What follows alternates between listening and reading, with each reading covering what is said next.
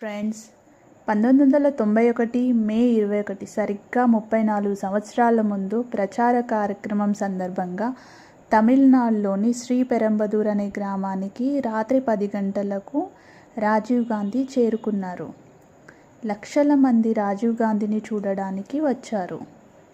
అందులో కలైవాణి రాజరత్నం అనే మహిళ ఆయనకి పూలమాల వేసి పాదాలకు నమస్కరిస్తున్నట్టు కిందికి వంగి అంతకుముందే తన నడుముకు ఉన్న 700 గ్రాముల RDX బాంబుని అమర్చుకుంది. అలా కిందికి వంగి ఆ RDX బాంబుని నొక్కింది. దీంతో క్షణాల్లో సుమారుగా 16 మంది చనిపోయారు. వాళ్ళ శరీరాలు ముక్కలు ముక్కలుగా అయ్యాయి. అందులో రాజరత్నం మరియు రాజీవ్ గాంధీ కూడా ఉన్నారు. మిగతా 47 మంది ప్రాణానికి సీరియస్గా ఉంది. అసలు ఈ రాజరత్నం ఎవరు? ఎందుకు రాజీవ్ గాంధీని చంపాలనుకుంది? ఆయన చనిపోయే 4 గంటల ముందు గుర్తు తెలియని వ్యక్తుల నుంచి భారత రాయబార ఆఫీస్కి ఒక కాల్ వచ్చింది. దానిలో వాళ్ళు అవతల నుంచి రాజీవ్ గాంధీ ఇంకా బతికే ఉన్నాడా అని ఒక ప్రశ్నని వాళ్ళు అడగడం జరిగింది. అసలు వారు ఎవరు? వారు రాజీవ్ గాంధీని ఎందుకు చంపాలి అనుకున్నారు? ఆ కథ ఏంటో ఇప్పుడు చూద్దాం. మన భారతదేశానికి ఇందిరాగాంధీ ప్రధానిగా ఉన్న కాలంలో శ్రీలంకలో తమిళులను చాలా తక్కువ చూపు చూస్తున్నారు అని తెలిసి తమిళనాడులో తమిళ్ యునైటెడ్ లిబరేషన్ ఫ్రంట్ అనే ఒక గ్రూప్ని ఏర్పరచుకున్నాయి.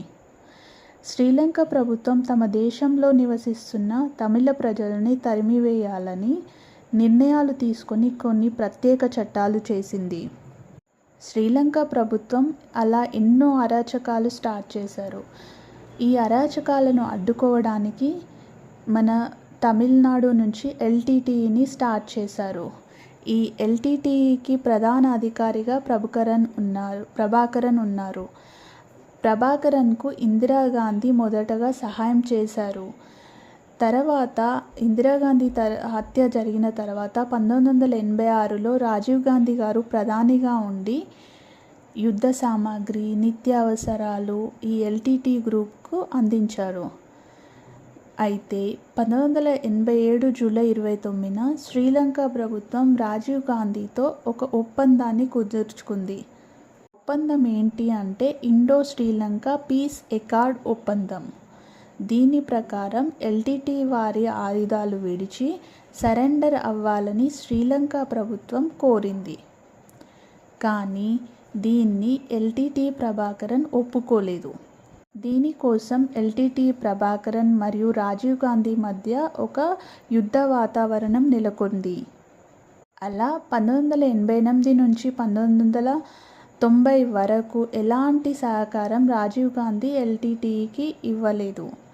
అలా LTTE ప్రభాకరన్ రాజీవ్ గాంధీకి హత్య చేయాలని ఒక పన్నాగాన్ని పన్నాడు. అందులో ఒక 5గురిని సెలెక్ట్ చేశాడు. అందులో 3 ఆడవారు అండ్ 2 మగవాళ్ళు.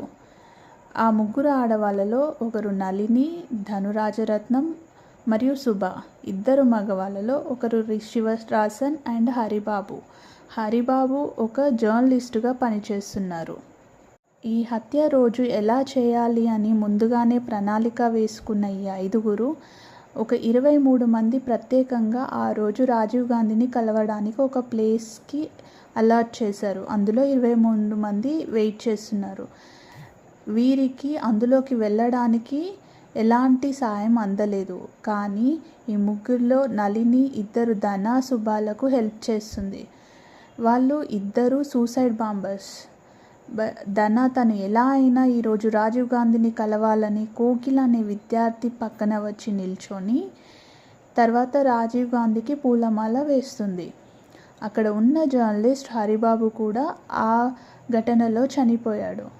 అసలు ఇది ఎవరు చేశారు అన్న విషయాన్ని హరిబాబు తీసిన ఫోటోల కెమెరా ఆధారంగా తెలుసుకోగలరు. అతని వద్ద ఉన్న కెమెరా ఆధారంగా LTTE గ్రూప్ ఈ హత్య చేసింది అని తెలుసుకోగలిగారు.